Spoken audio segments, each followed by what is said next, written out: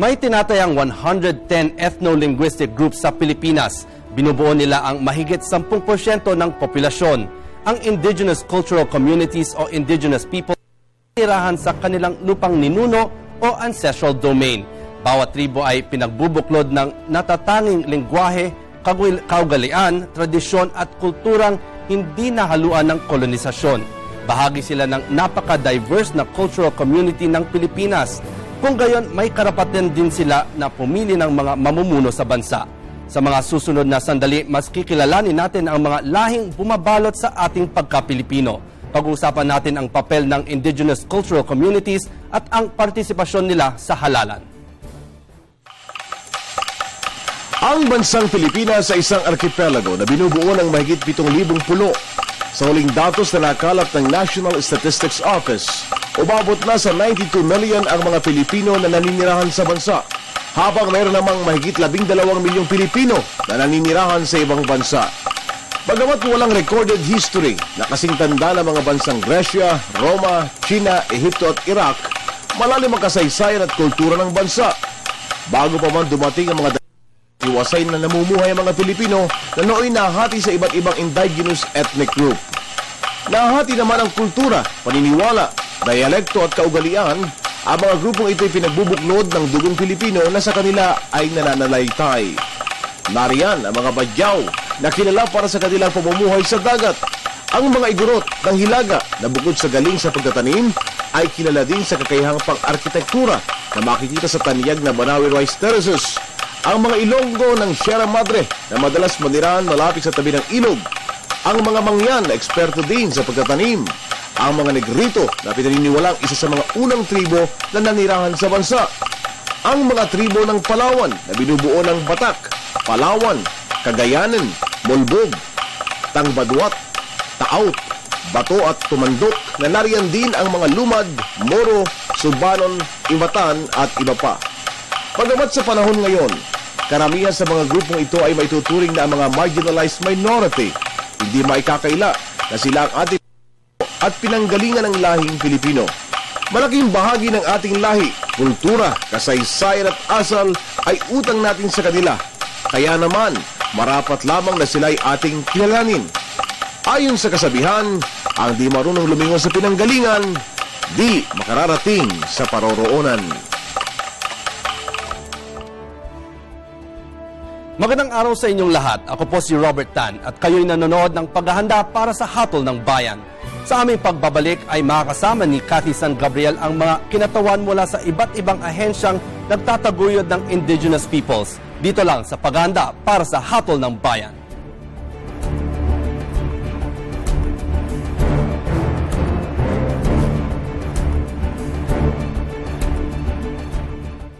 Ang Republic Act No. 8371 o ang Indigenous Peoples' Rights Act of 1997 ay isang batas na kumikilala, nagpoprotekta at nagtataguyod ng karapatan ng mga katutubong mamamayan. Ito rin ang batas na nagtatatag ng Commission on Indigenous Peoples o NCIP na siyang sangay ng pamahalaan upang isakatuparan ang mga batas at programa para sa mga katutubo.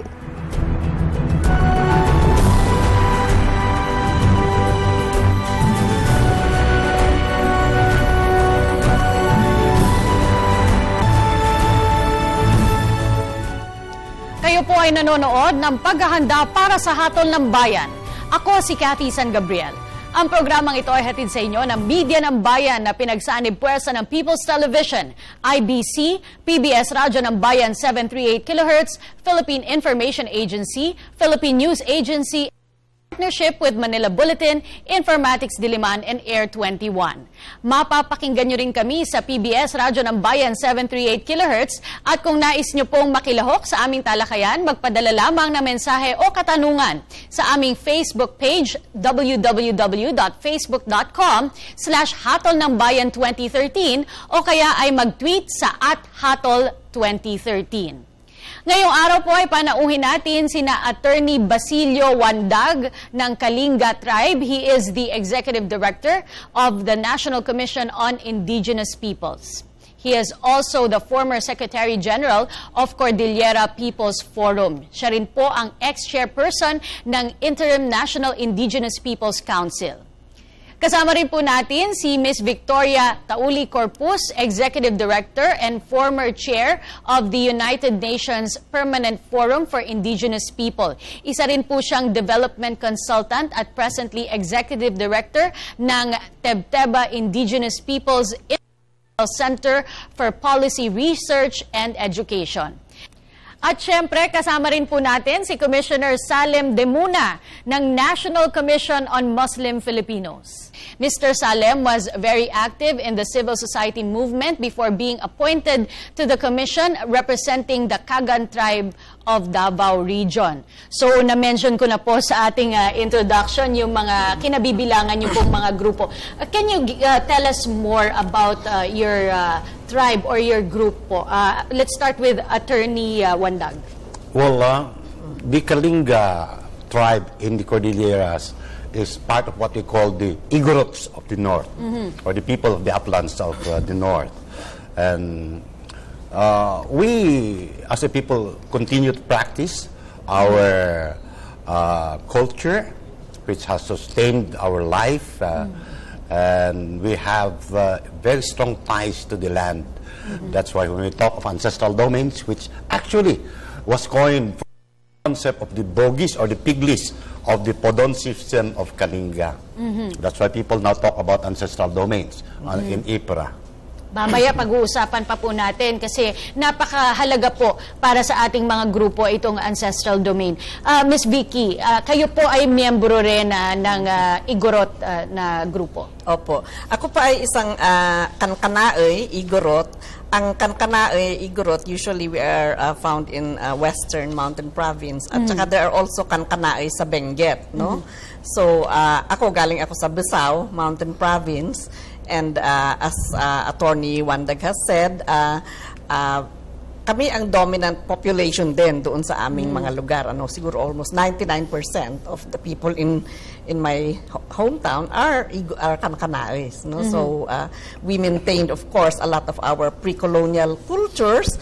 Kaya hanggang ngayon, isinisa praktika pa rin namin yan. At ang values na itinuro sa amin ng aming mga ninuno, marami dyan ay nare-retain.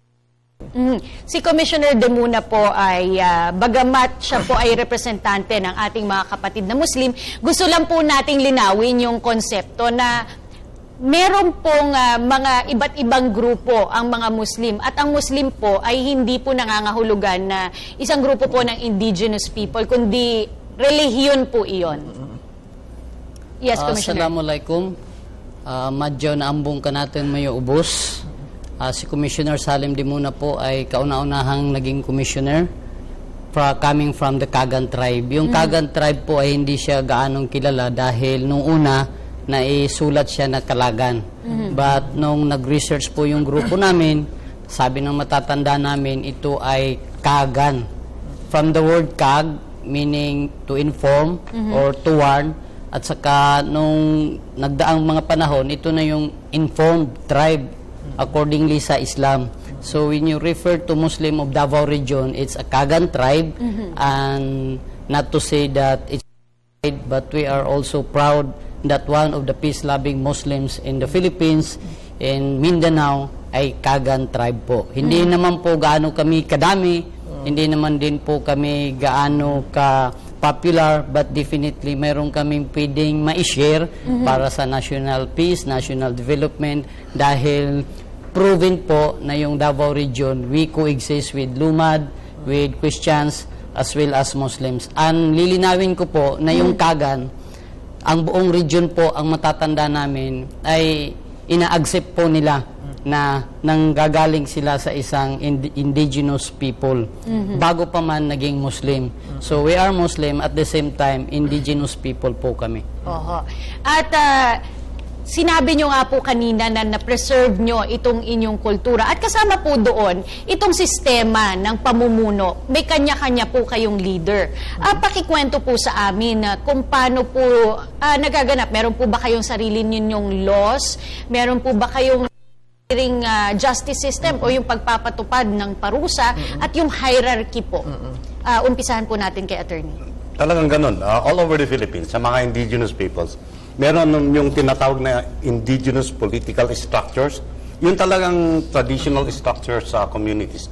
And their norms of conduct are always in accordance with what we call now as customary laws. Kaya palagi namin sinasabi na very fortunate daw or unfortunate ang mga indigenous peoples. Dalawang batas ang talagang they comply with two laws, no? The national law and the customary law. At even in matters of conflict and dispute resolution, meron silang sistema.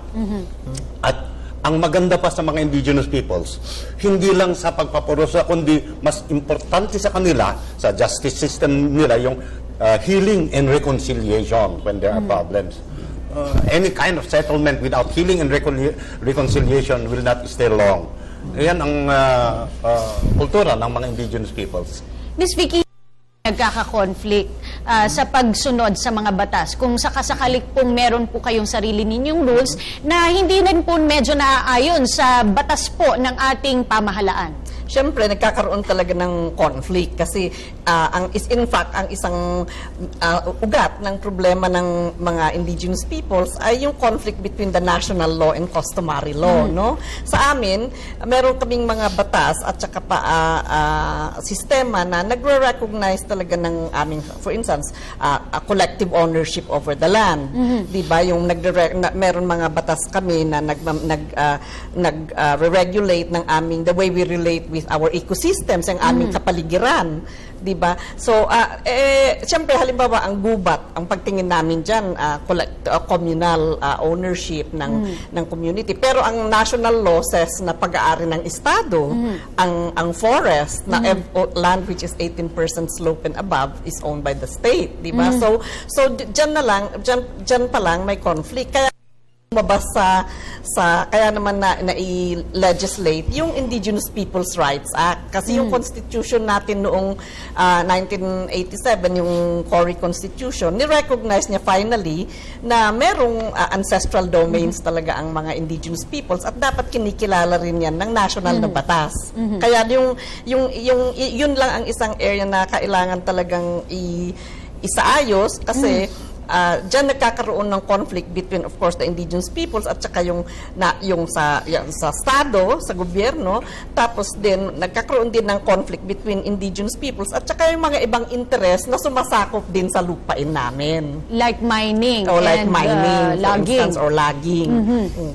Sa inyo naman po, Commissioner De Muna, paano po ang sistema ng pamapalakad sa Kagan Tribe? Masaya yan dahil noong unang panahon na wala pang mga batas na ipinapatupad mula sa national, tahimik na naninirahan ang mga tribo kasi ang tribo sa kanyang lugar.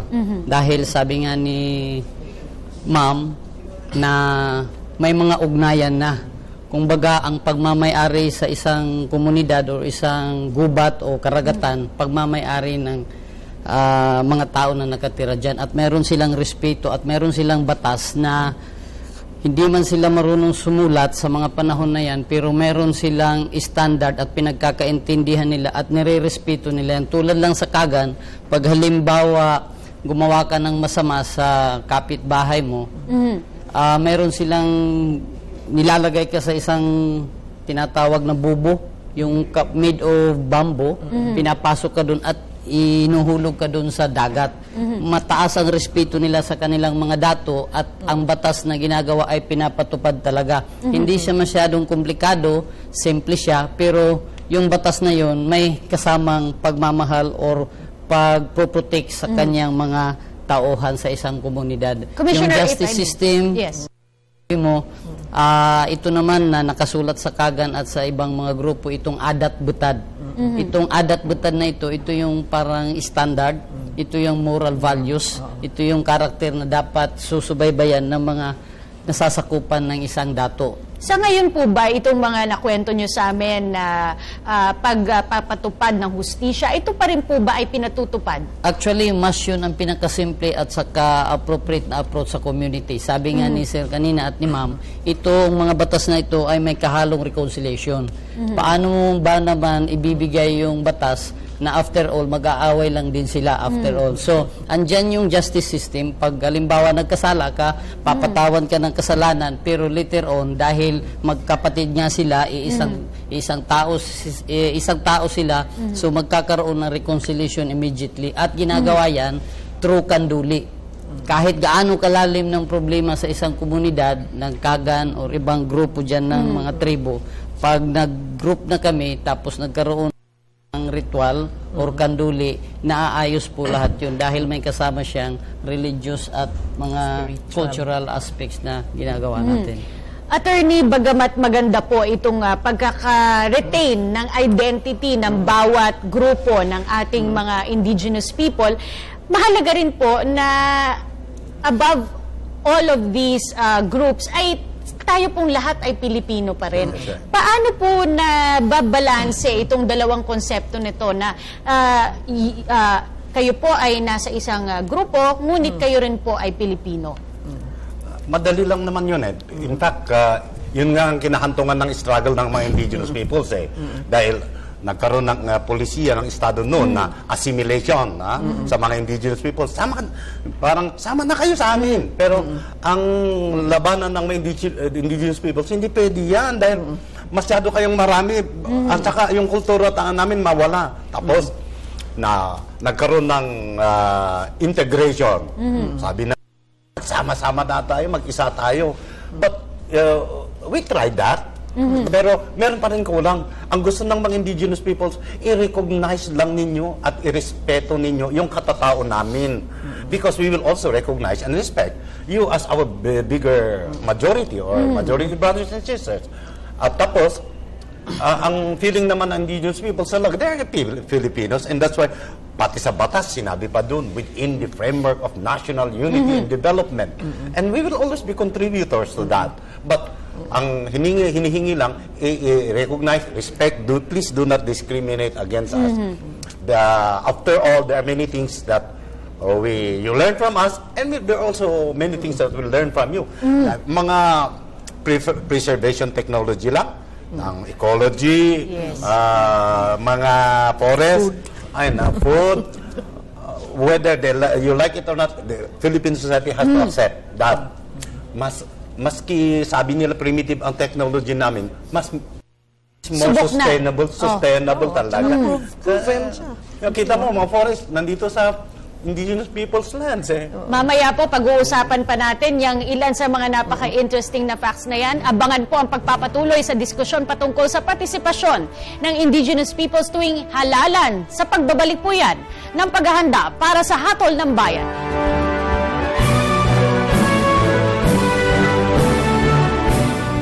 Ang mga batayang karapatan ng mga katutubong mamamayan na siyang pangunahing itinataguyod ng Indigenous Peoples' Rights Act o IPRA ay ang mga sumusunod. Karapatan sa lupang galing sa mga ninuno o ancestral domain. Karapatan sa sariling pamamahala at pagpapaunlad ng kapangyarihan o empowerment and self-governance. Hustisyang panlipunan at makataong karapatan o social justice and human rights. Katapatan at integridad ng kultura at katauhan o cultural integrity and identity. Ito rin ang nagsisilbing balangkas ng programa at serbisyo ng National Commission on Peoples o NCIP.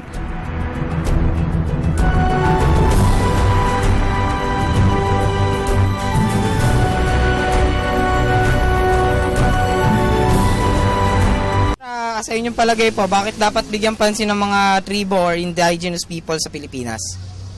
Kasi sila po, Pilipino din sila eh. May buhay din sila.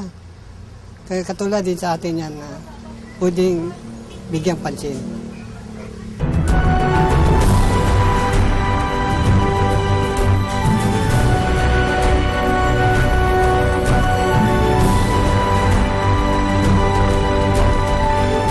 Nagbabalik ang paghahanda para sa hatol ng bayan, hatid sa inyo ng Media ng Bayan. Napapakinggan nyo rin kami sa PBS Radyo ng Bayan 738 kHz.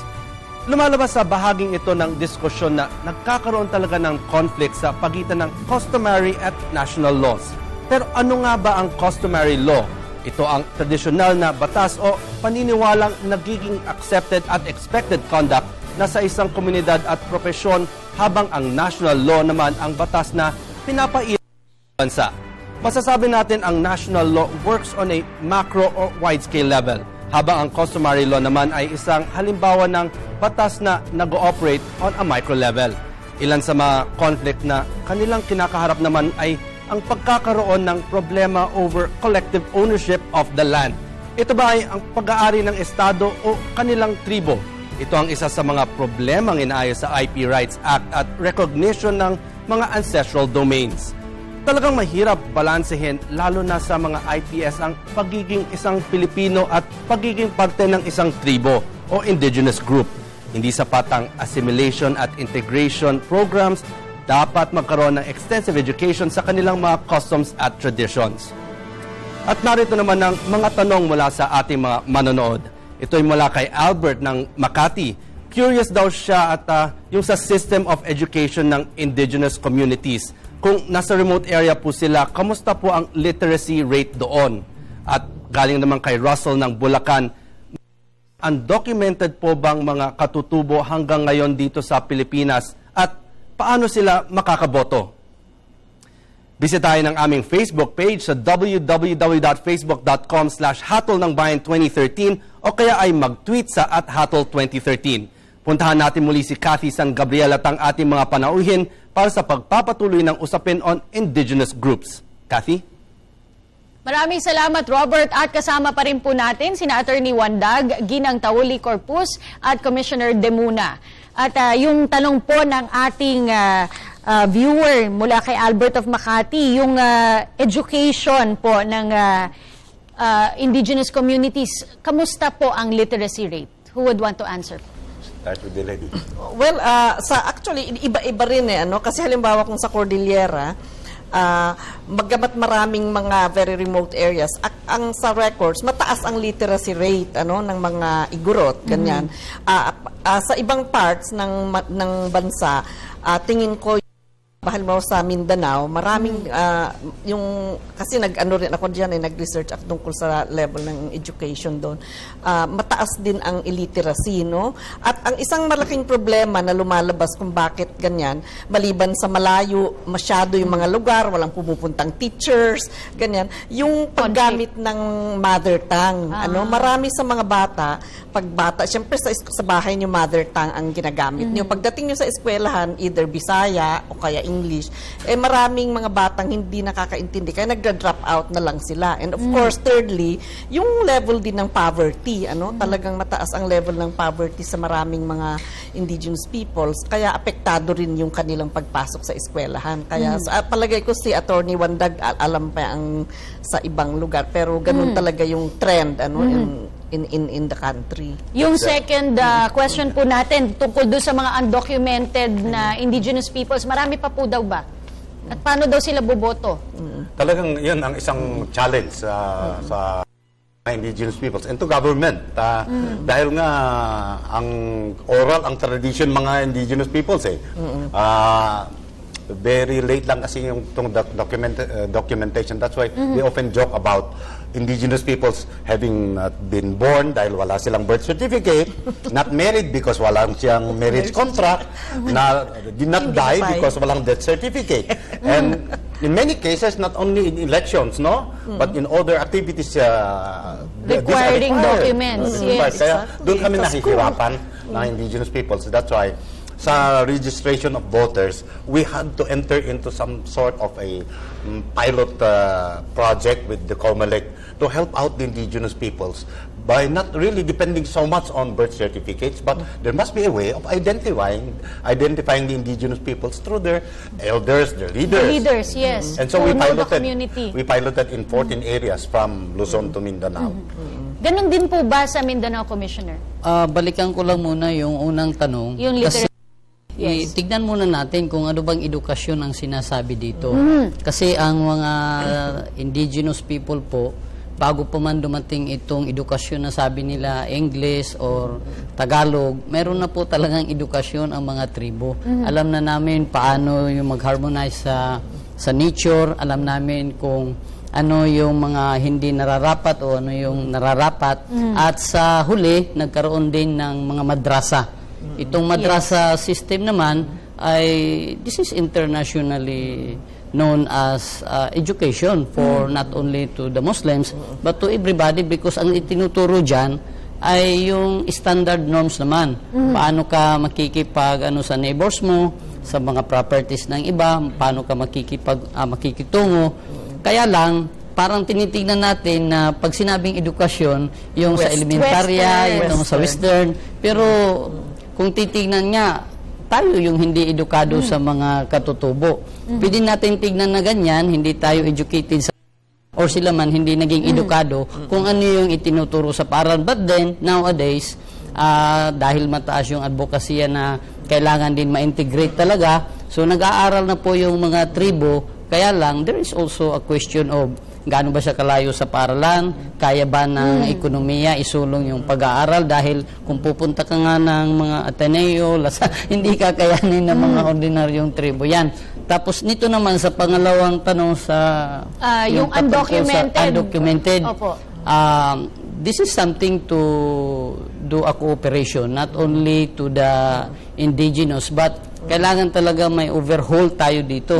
Dahil kung minsan, nadudocument lang yung malalapit, yung kayang hakutin ng mga dump truck ng mga mayors or governors. Pero yung malayo na, they don't take care about this one kasi ano ba yung maidudulot ng mga registration na yan sa pamumuhay nila na nasa bundok. So, ganun po. Meron pa talagang hindi document, but then siguro mayroong refusal. Meron din may ibang ayaw magpa-document. May refusal nga po. Let's talk about that.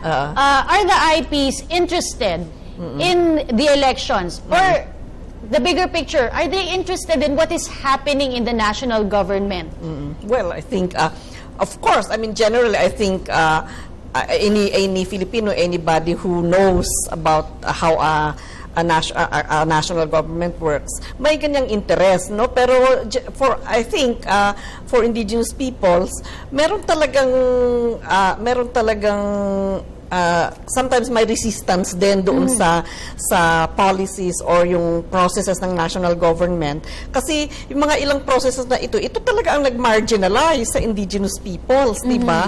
Halimbawa, maski sabihin natin na election, di ba? Usually ang election, lalo na ang election dito sa Pilipinas, clearly yung talagang lumalakad ang pera. Karamihan naman ng mga indigenous hindi naman ganyan mag-isip na parang sige lang, okay lang, makakuha lang tayo ng pera. Kaya parang nawawalan din ba ng ganong interest. But to be fair, I mean, there are many indigenous people who are also into politics. You know, most of our politicians, our mayors, our congressmen, they are also of our own people, no? So there are those people who would na talagang andyan sila, very much entrenched sila doon sa political system. Pero yung ordinaryo na tao, palagay ko hindi ganun ka-interesado kasi kung walang naitutulong naman sa kanyang buhay, di ba? Parang, ba't ako makikialam dyan? Wala naman na ibibigay na maganda sa akin. Malaki po ang impluensya ng mga leader ng mga komunidad sa pagbibigay o pag-encourage ng interest sa mga tao. Is it being done, Attorney? Yeah, most of the leaders are people really who are respected by the community as the people who could provide the wisdom for the community, and as of this time, many of them are also. That's why itong education kasi it has a liberating effect. That's why the IPs would want to be educated. The government is trying its best to educate them so that they could participate more effectively in activities like elections. Right now, we are doing our best. We have about 14,000 AYAP or Educational Assistance Grantees of indigenous peoples. We have merit-based scholarship program and aside from that, we are trying to field the indigenous people's teachers in the far-flung areas because these are usually the places na hindi madadating ng mga nagtuturo talaga, nagkakaroon tayo ng problema. Kaya yun, importante ng education because it liberates. At saka isa pa, indigenous peoples are really interested in having the provision of the law on mandatory representation in local councils implemented. Sa ngayon, more than 700 na sa local councils from barangay up to the provincial board. Why? Because they would like to participate in governance, which is part of all of this that we are trying to do in interfacing indigenous people's systems with national government systems. Commissioner De Muna, kamusta po ang voter turnout? Hindi lamang po sa inyong grupo, ngunit in general po sa karamihan ng mga tribo po sa Mindanao. Sa ngayon, napakalinaw niya na kahit nasa napakalayong lugar ay inaabot talaga yan ng mga tauhan ng mga gobyerno, lalong-lalo na yung mga tauhan ng mga mayors natin, governors natin. Kasi unang-una, syempre pag nagkaroon ng chance na ikaw mismo ang nag-initiate, so magkakaroon na yung mismo nag-initiate na ma-register yung tribo, parang nagkakaroon ng simpatya doon sa nag-initiate ng halimbawa paghakot. Kasi napakalayong lugar ito kung saan nakatira.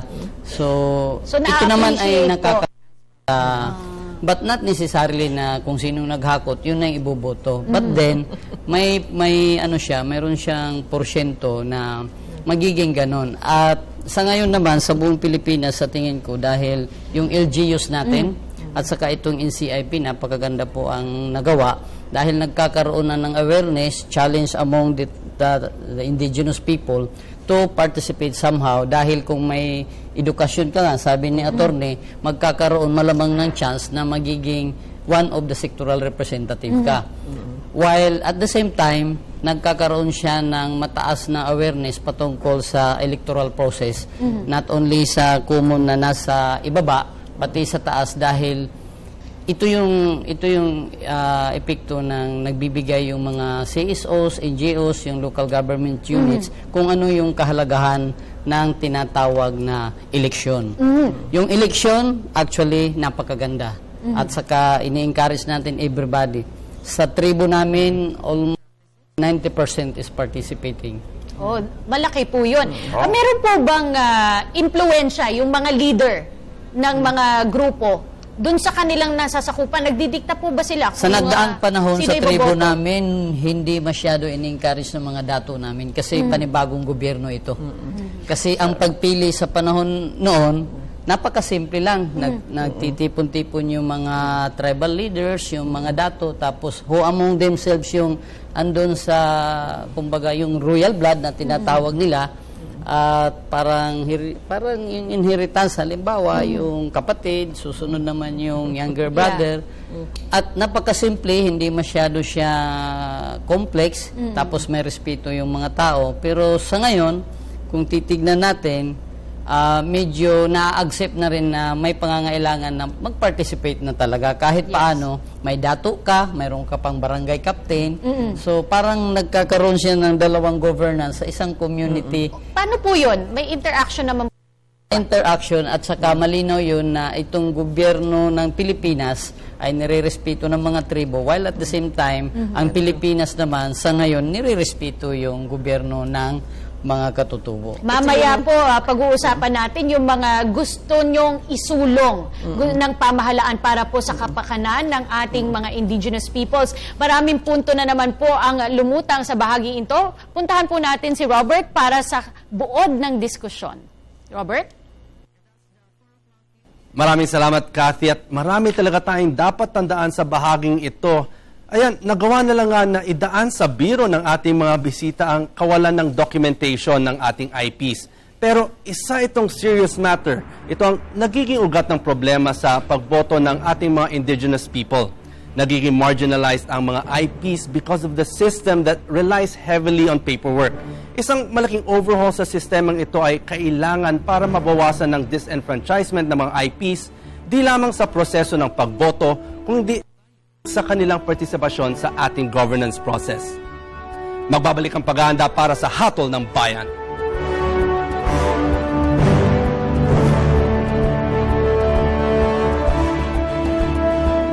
Ayon sa mga akademiko, ang mayamang kultura at politika ng mga katutubong mamamayan at ang kanilang mga pamayanan ay may sariling sistema na dapat ay kinikilala, pinangangalagaan at pinagyayaman. Ang mga halimbawa ay mga ritual, pasinaya, sining, sayaw at laro. mga produkto katulad ng habi, maliliit na kasangkapan at pagkain, pamamaraan ng produksyon, pag-ani, pangangalakal at pag-alaga ng halamanan at hayop para sa pagkain, pamamahala ng pook at organisasyon ng pamayanan, pananatili ng seguridad at kapayapaan sa pook, pakikipagkasunduan sa karatig na pook at pagtatakda ng teritoryo, edukasyon, pagtatala ng kasaysayan ng pamayanan, pangangalaga sa kapaligiran at likas yaman ng buong pamayanan.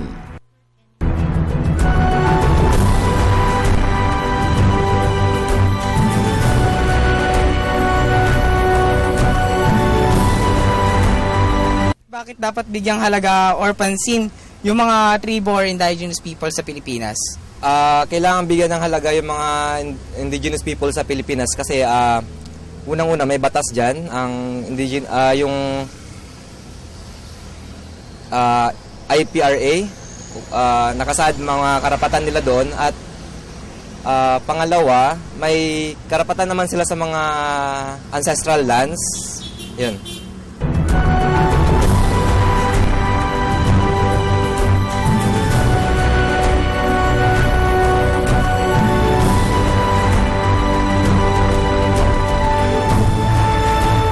Nagbabalik po ang paghahanda para sa Hatol ng Bayan, hatid sa inyo ng Media ng Bayan. Kami po ay napapakinggan nyo rin sa PBS Radyo ng Bayan 7. Muli ako po si Cathy San Gabriel. Pagpapatuloy pa rin po ng ating diskusyon tungkol sa indigenous people sa ating bansa. Are you represented enough sa national government? Hindi. Kasi marami, walang indigenous peoples na sa halimbawa na sectoral representative sa Congress, wala kaming senador. I don't think so na very much wanting ang representation ng indigenous people sa Congress at saka sa Senate. Kaya nga naman ang demand talaga ng indigenous peoples, yung halimbawa yung mandatory representation na sinasabi ni attorney kanina, dumami sana yung ganyan kasi mas ibig sabihin mas maraming nagpa-participate sa decision-making bodies pero sa local government level pa yan. No?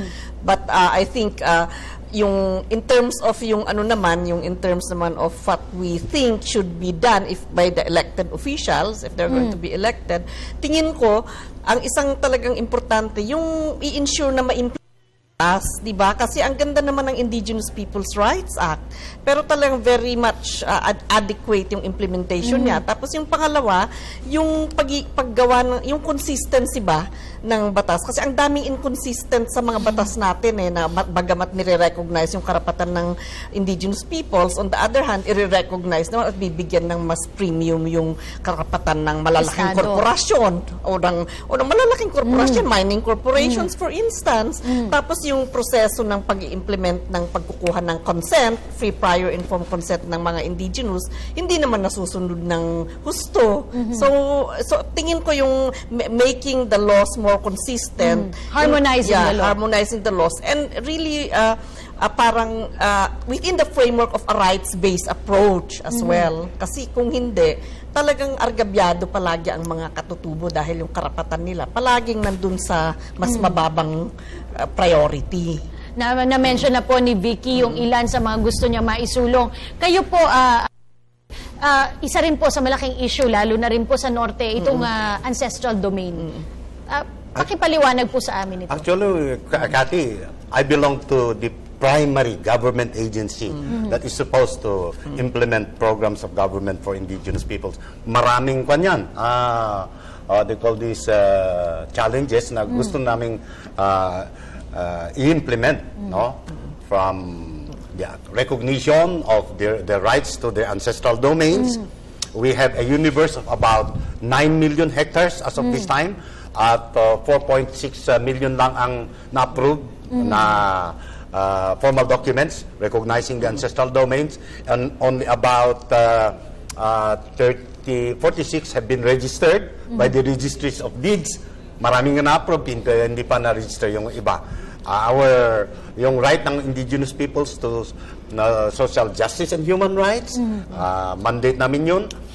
The right of our indigenous peoples to cultural integrity, their determination.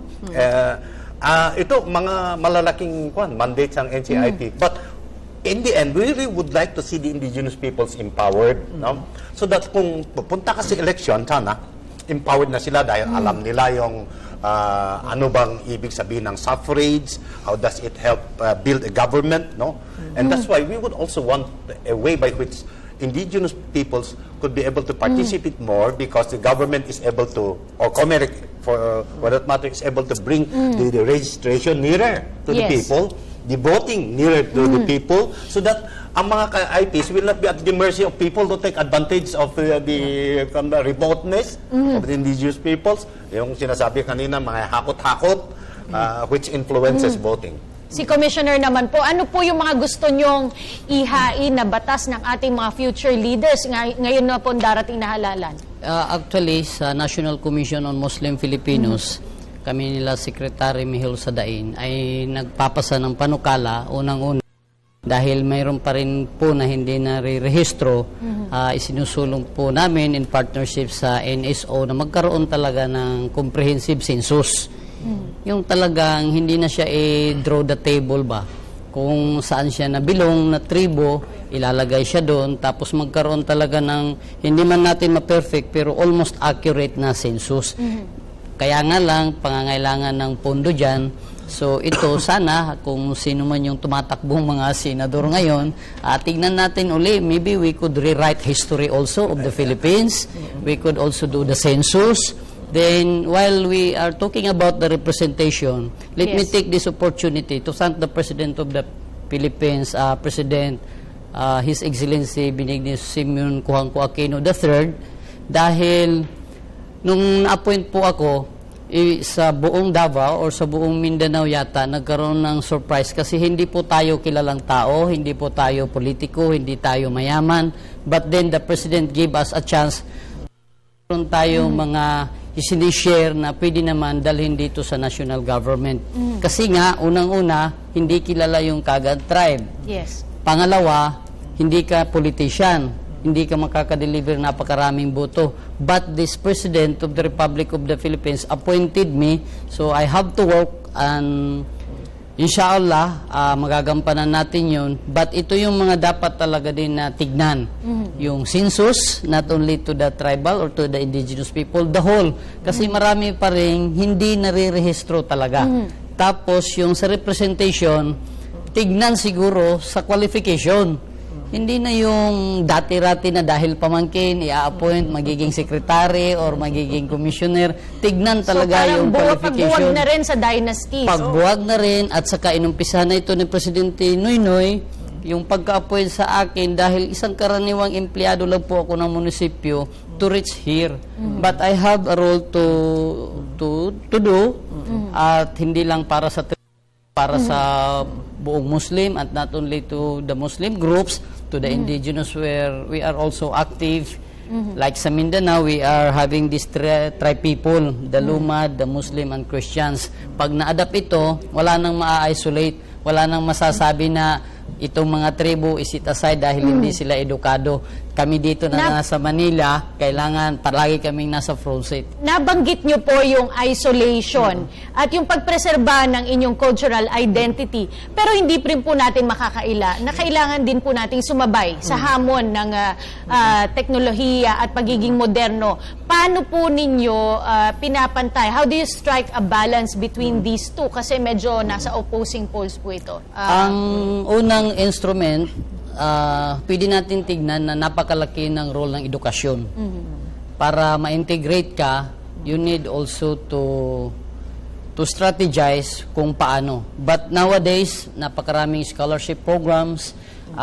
Kaya nga lang, paano mapaabot masyon doon sa ibaba. Pero yung isa na mahalaga, yung pagrespeto talaga at pagkilala sa traditional knowledge ng katutubo ng indigenous peoples. Kasi ang dami naming kaalaman na hindi na ini-ignore kasi akala unscientific yan, superstitious. Samantalang kung tingnan nga, sinabi kanina attorney, yung karamihan ng mga gubat dito sa Pilipinas nasa teritoryo namin.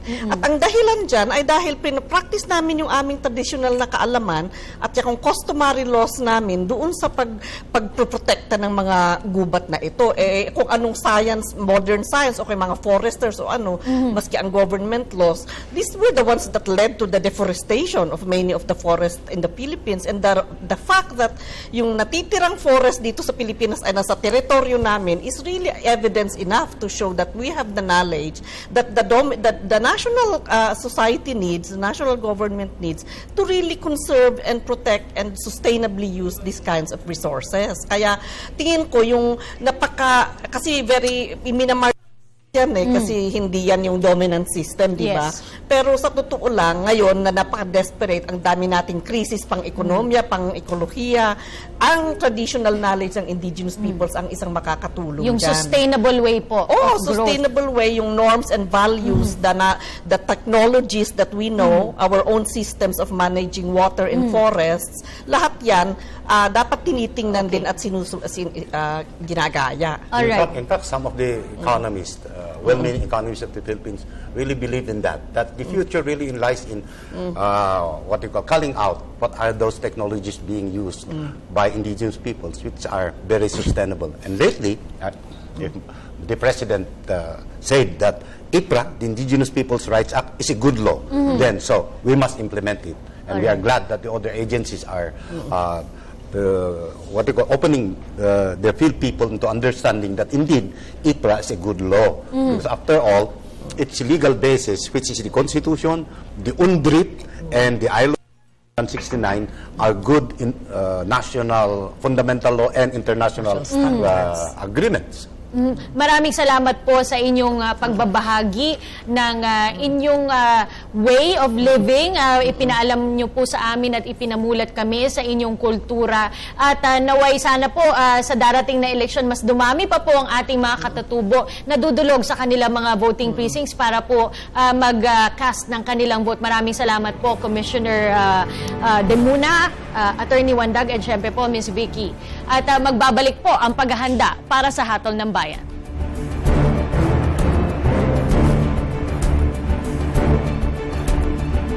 Sa 15 taong pagsasabatas ng Indigenous Peoples' Rights Act o IPRA, ang NCIP o National Commission on Indigenous Peoples ay nakapamahagi na ng mahigit 4.2 million hektaryang lupain at katubigan bilang Certificate of Ancestral Domain Title o CADT at mahigit sa 17,000 hektarya sa ilalim naman ng Certificate of Land Titles.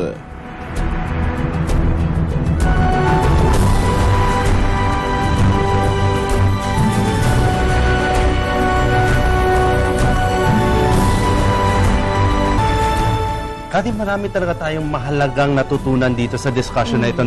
And it's important to note, if you look back, historically, bago pa tayo na-colonize ng Spaniards, Americans, ando doon na sila, ang indigenous peoples natin. At tayo, mga nahaluan na tayo eh.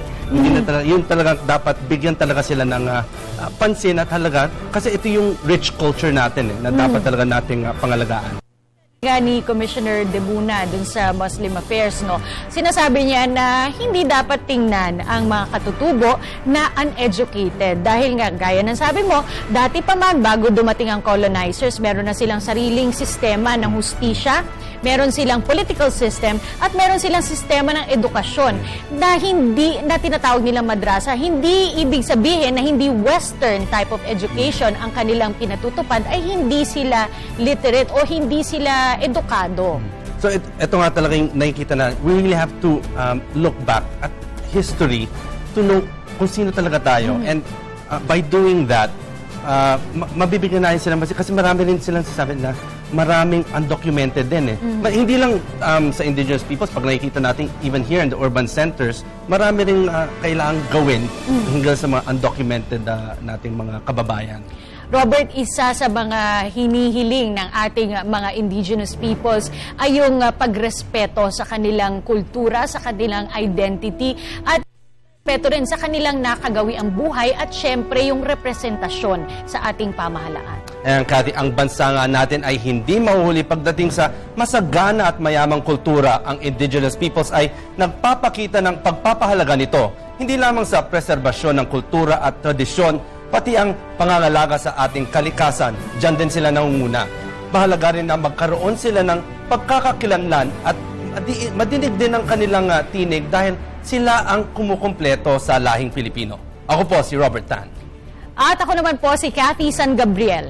Sa ating pagboto, nakasalalay rin ang kapakanan ng indigenous peoples. Naway ang napag-usapan natin ngayong araw ay makadagdag ng kaalaman sa inyong lahat. Pinasasalamatan po namin ang Ergo Contracts Philippines para sa ating tables and chairs. Matatagpuan sila sa 2634 Rockefeller Street, Barangay San Isidro, Makati City. Pwede ninyo silang tawagan sa numerong 843-1177. Maaari ninyo ring bisitahin ang kanilang website sa www.ergo.com. Magandang araw po at maraming salamat sa inyong lahat.